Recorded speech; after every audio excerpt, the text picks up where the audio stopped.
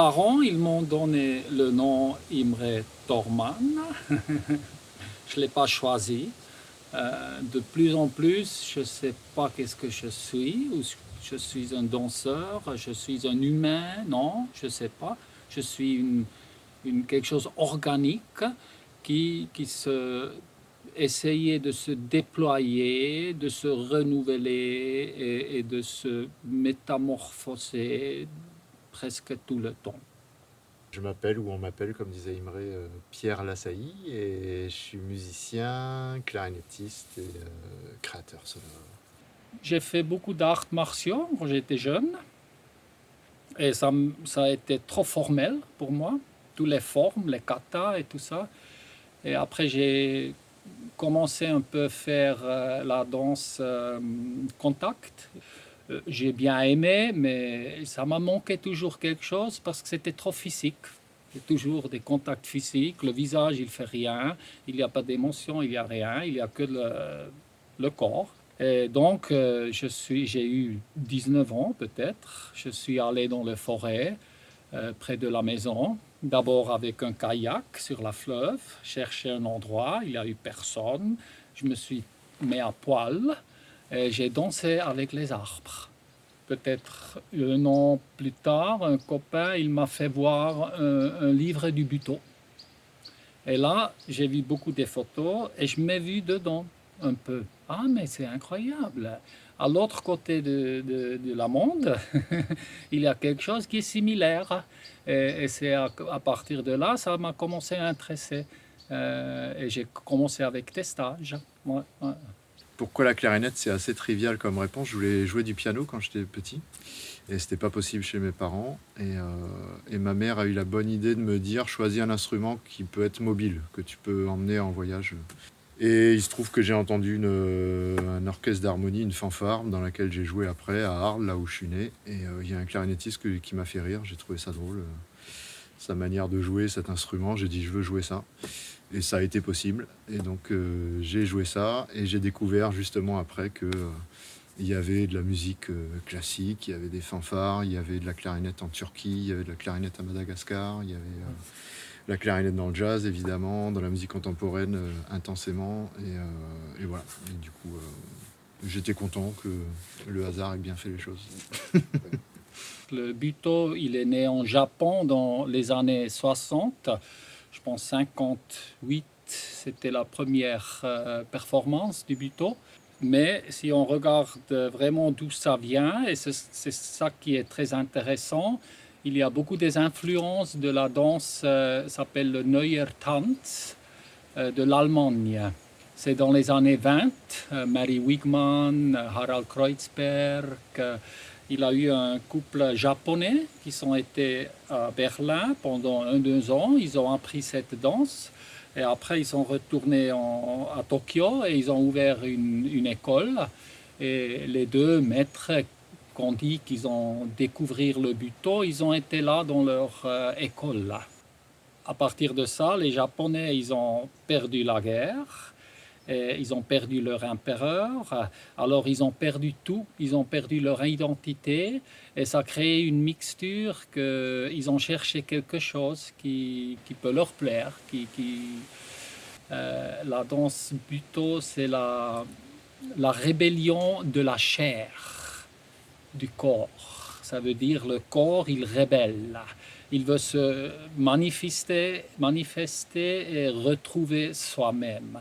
Alors, c'est plutôt une recherche à sa propre identité. Mais globalement, à la fin, parce que c'est né en Japon, mais ce n'est pas une danse japonaise. Et comme ça, ils ont commencé à faire des scandales, parce que c'était un grand scandale quand c'est né. Ils l'ont jeté, le mec qui l'a créé, ils l'ont jeté de la danse, de les associations des danses. Ils ont dit non, ça c'est pas de la danse. J'ai eu la chance aussi dans mon parcours, peut-être on y reviendra, mais d'avoir déjà toujours des profs de clarinette dès le jeune âge jusqu'au conservatoire, qui avaient un rapport à la musique qui n'était pas que de la musique écrite, qui était aussi de la musique improvisée. Et donc j'ai pas appris que avec des partitions devant les yeux, même si je sais les lire, et avec plaisir. Mais du coup, il y a toujours eu ce rapport aux différents répertoires qui m'a intéressé, nourri. Ça apaise tous les personnages à l'intérieur de savoir que de temps en temps, ils peuvent s'exprimer dans un contexte ou dans un autre. Et donc, que ce soit voilà, écrit, improvisé, ancien, contemporain, les musiques traditionnelles aussi, qui parfois tirent vers le rock. Donc oui, effectivement, j'ai ce goût-là. Et en plus, j'ai choisi assez jeune un instrument qui a cette possibilité de s'adapter à beaucoup de répertoires différents et qui existe dans beaucoup de traditions à travers le monde, que j'ai découvert petit à petit en grandissant et en multipliant diverses expériences. Et ouais, c'est vrai que j'ai cette passion du son en général, voilà. Plus que d'un répertoire en particulier, même s'il y en a que j'ai plus pratiqué que d'autres, mais c'est vrai que tout ce qui est sonore m'intéresse, y compris ce qu'on est en train de faire, donc aussi des interviews, des créations sonores. J'ai eu 2 maîtres.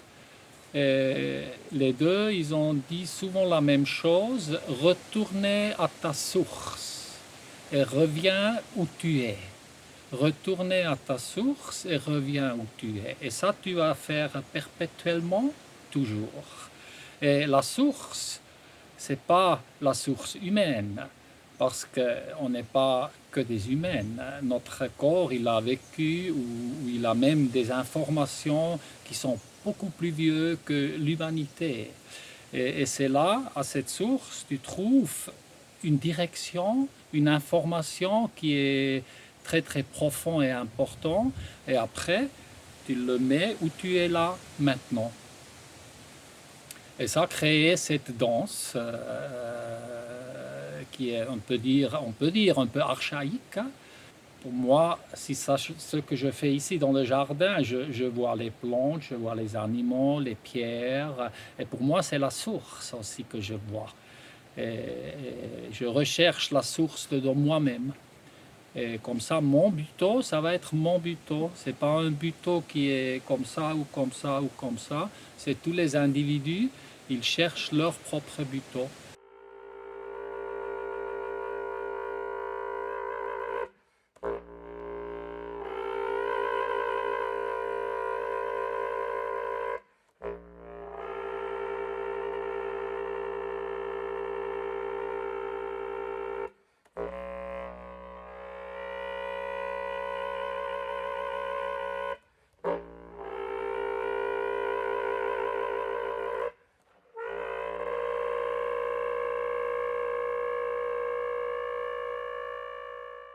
Ça m'intéresse de transmettre et de faire des ponts entre les publics et les pratiques artistiques.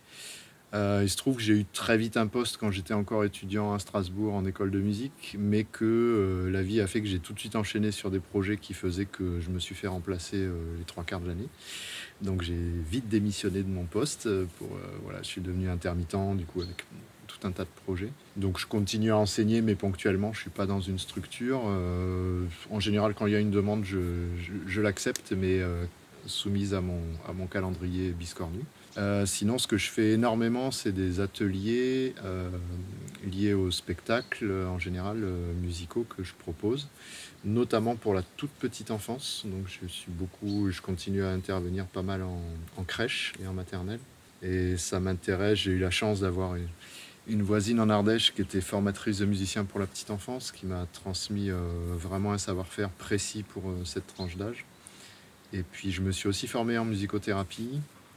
Ce qui m'a rapproché d'autres publics plus ponctuellement, mais je suis intervenu en prison au quartier des mineurs à une époque.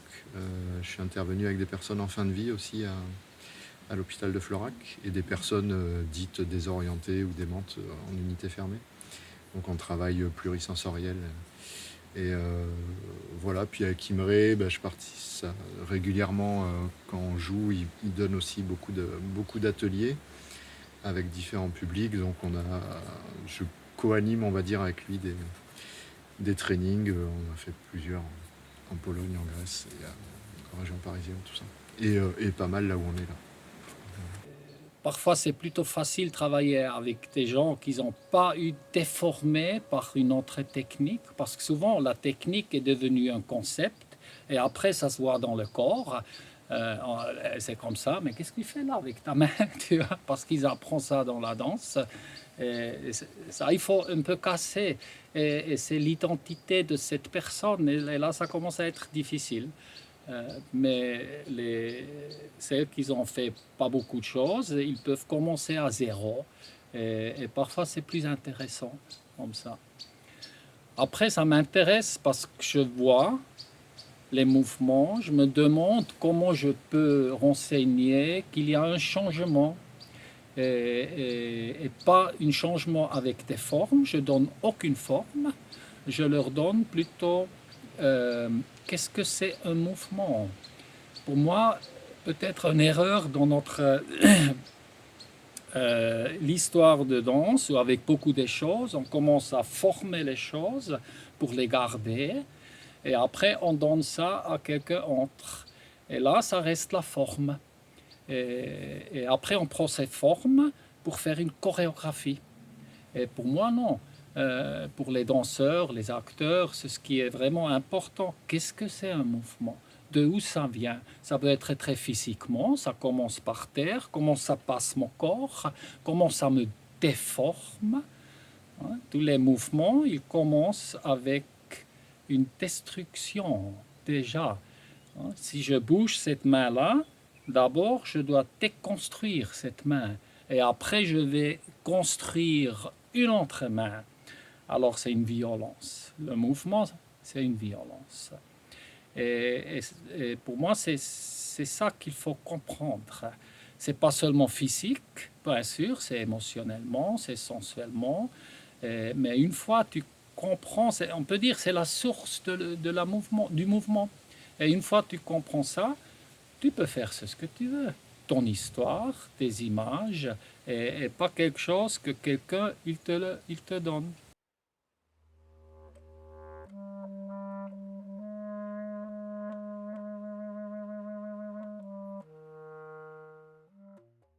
Bah, la question du partage avec, je sais pas comment les appeler, les spectateurs, les auditeurs. J'aimais bien, je me suis formé un peu au clown aussi avec Eric Blouet qui parle du village en fait, en parlant des gens qui sont en observation. J'aime bien cette idée-là, de s'adresser au village. Et bah oui, je dirais que c'est pour ça qu'on fait ça. Et je pense pas que ce soit que par égotisme. Il y en a forcément, mais c'est vraiment de se dire qu'est-ce que ça va leur faire quoi en fait. Qu'est-ce que ça va venir toucher, comment ça va exister chez eux, dans leur corps, dans leurs sensations, ce que moi je me suis raconté pendant tant de temps en répétition, en fabrication d'un objet, d'une proposition.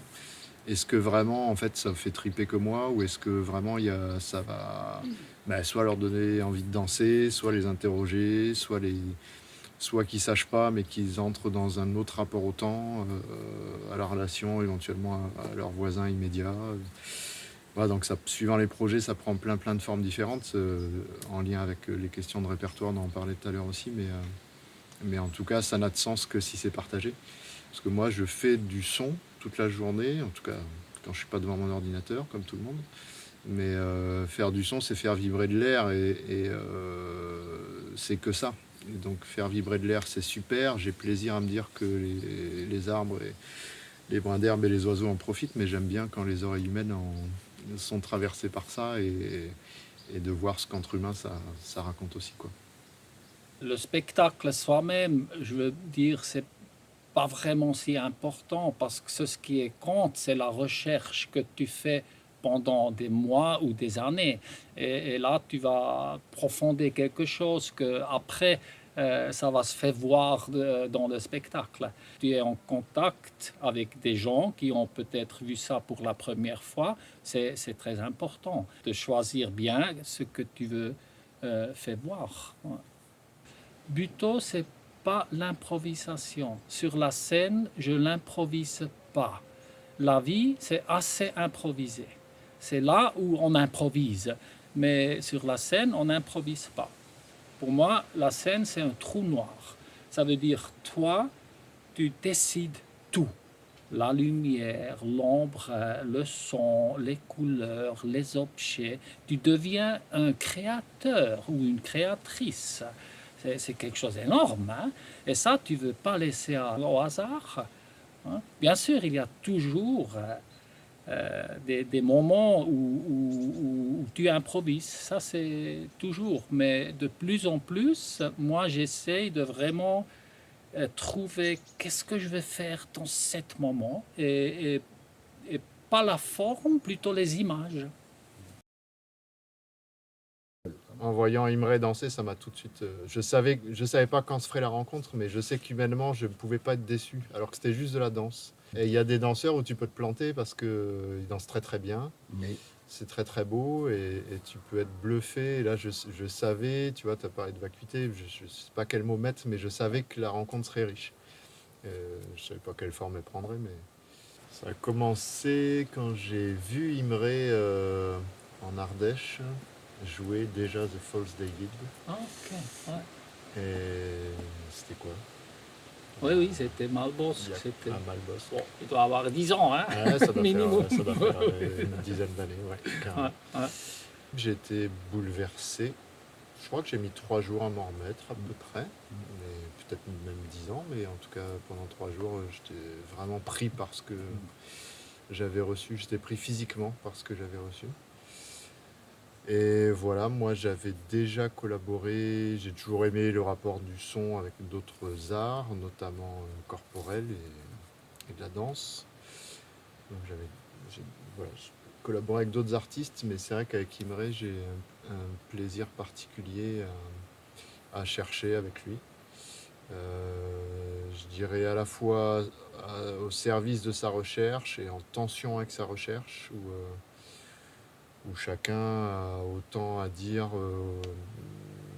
dans, dans le spectacle lui-même, même si c'est Imre qui propose la trame dramaturgique, mais en tout cas, ça c'est par rapport à la... Je suis confus, c'est par rapport en fait, qui m'a proposé après, au lieu de créer toujours des nouvelles formes, de reprendre The False David avec lui en faisant une autre version sonore. Et je pense que le spectacle dansé a évolué aussi, puisque c'est une pièce ancienne. Et j'apprécie aussi dans la rencontre avec Imre le fait qu'il aime travailler l'improvisation et qu'il n'y a pas tant d'artistes que ça, je trouve, qui ont cette recherche, cette opiniâtreté un peu. Et que pour moi, c'est important. C'est-à-dire on a finalement peu joué jusqu'à présent en public des formes totalement improvisées. Peut-être pour les raisons que tu exprimais sur ce qui est pour toi le buto sur scène. Mais en tout cas, pour moi, c'est intéressant de creuser ce sillon dans le temps et de remettre toujours sur l'ouvrage la même pratique. C'est son corps, ma clarinette, et de creuser et de voir ce qui résiste. Et ce qui résiste devient une matière à travailler ensemble, à fleurir. C'est ce qui m'a plu, ou c'est ce que j'ai trouvé, ou c'est ce que j'ai vu dans Pierre, pas une personne qui est pleine de soi-même, peut-être une personne qui est vide, et qui est dans la recherche, et qui se doute. Et ça, je trouvais, oui, c'est super, ça donne une bonne base pour nous-mêmes, pour se reconstruire et se retrouver dans une collaboration, parce que si tu veux faire, pour moi, la base d'une collaboration, c'est pas toujours évident, mais que ça sort quelque chose que toi, tu peux pas faire toi-même. Et avec lui, c'est presque le premier jour, on a beaucoup improvisé, que j'ai senti cette énergie de laisser tout tomber et de recréer ou retrouver quelque chose qui sort de nos deux corps. Ouais. Je ne vais pas jeter des fleurs à Imre, mais par contre, dans sa manière de travailler et de la relation au mouvement, pour moi, c'est la meilleure préparation pour la musique qui est possible, en fait. C'est-à-dire que plus que qu'est-ce qu'on va jouer, même quand c'est... Parce que quelque part, ma partie à moi est plus improvisée que la sienne, même si je suis un fil. Mais par contre, ce qu'il propose dans les trainings que j'adore suivre aussi, En fait, ça permet d'être dans une qualité de présence et de disponibilité qui est pour moi la meilleure préparation pour jouer en fait. Et du coup, ça c'est un cadeau parce que ça ouvre le champ des possibles. C'est comme si d'être moins serré. Je suis pas dans un état de corps comparable à Imre malheureusement, j'ai envie de dire. Mais en tout cas, je touche un espace de disponibilité grâce à sa manière d'appréhender le corps qui est de l'ordre de l'écoute, de la même manière que dans la musique en fait. Et comme pour moi, ben voilà, quand je fais de la création sonore avec un ordinateur ou des micros, c'est différent, mais quand c'est avec la clarinette, ça passe par mon corps. Et du coup, si je touche cette disponibilité corporelle qu'il sait si bien amener, ben, ça ouvre d'autres possibilités musicales et du coup artistiques entre nous. Moi, je pense on est au début de notre collaboration. Il est mon voisin, alors j'espère qu'il va rester mon voisin depuis. Je serai ton voisin de cœur, même si je vais ailleurs. Oui, Je voilà. ne serai jamais très loin. Et je pense que ça va endurer parce qu'on n'a surtout pas touché le fond. Ça, c'est quelque chose, peut-être on va le jamais toucher, mais c'est pas le but, hein. C'est le chemin qui est le but et le plaisir. Parce que il a parlé de mon training, et pour moi, une de la grande chose de mon training, c'est la décentralisation du corps. Et c'est ce qu'on a maintenant, et surtout avec beaucoup des artistes, c'est le contraire, c'est la centralisation du corps. Ça veut dire que tu trouves toujours des égoïstes qui sont pleins de soi-même, et là, il n'y a pas de la place pour que quelque chose peut sortir. Et ça, je pense, on a derrière nous, à un certain âge, qui, si tu es ouvert pour ça, ça te donne une ouverture. Ouais.